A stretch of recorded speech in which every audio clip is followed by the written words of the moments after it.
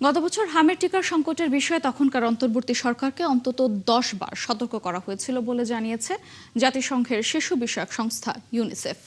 এ বিষয়ে প্রকৃত অবস্থা জানতে তদন্ত চায় সংস্থাটি।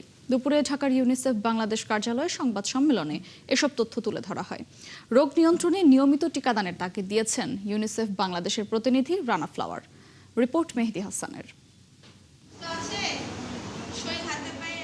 দেশে হামের প্রাদুর্ভাব মোকাবেলায় গেল 5 এপ্রিল থেকে শুরু হয়েছে টিকা ক্যাম্পেইন। এরই মধ্যে প্রায় 95% শিশুর টিকা দেয়া হয়েছে বলে দাবি সরকারের, যদিও তার খুব একটা প্রভাব দৃশ্যমান হচ্ছে না সংক্রমণের মাত্রা ও শিশুর মৃত্যুতে। হামের প্রাদুর্ভাব পরিস্থিতি ও চলমান প্রতিরোধ কার্যক্রম নিয়ে বুধবার দুপুরে সংবাদ সম্মেলন করে ইউনিসেফ বাংলাদেশ।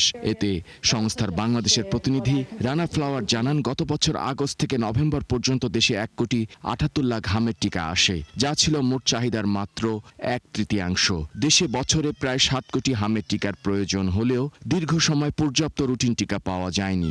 ভোগান্তি ভুলে চলে আসুন রিগালে, ওয়ারেন্টি সহ স্টাইলিশ কালেকশন নিয়ে রেডি রিগাল ফার্নিচার। টিকার এই ঘাটতির বিষয় 2024 সাল থেকে অন্তত 10টি বৈঠকে সরকারকে সতর্ক করা হয়েছে বলে জানান তিনি।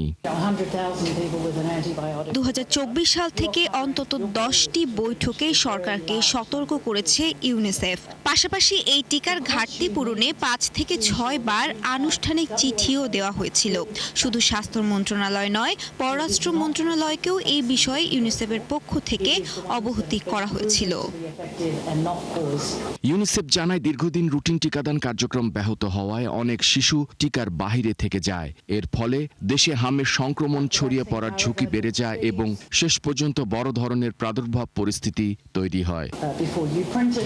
দীর্ঘ সময় হাম ও রুটিন টিকার বাইরে থাকায় শিশুদের রোগ প্রতিরোধ ক্ষমতা কমতে থাকে।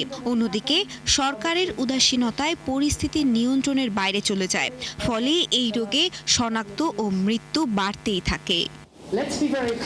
দ্রুত টিকাদান কার্যক্রম জোরদার এবং আক্রান্ত এলাকায় বিশেষ নজরদারির উপরও গুরুত্ব দেওয়ার পরামর্শ ইউনিসেফের। মেহেদি হাসান, 71, ঢাকা।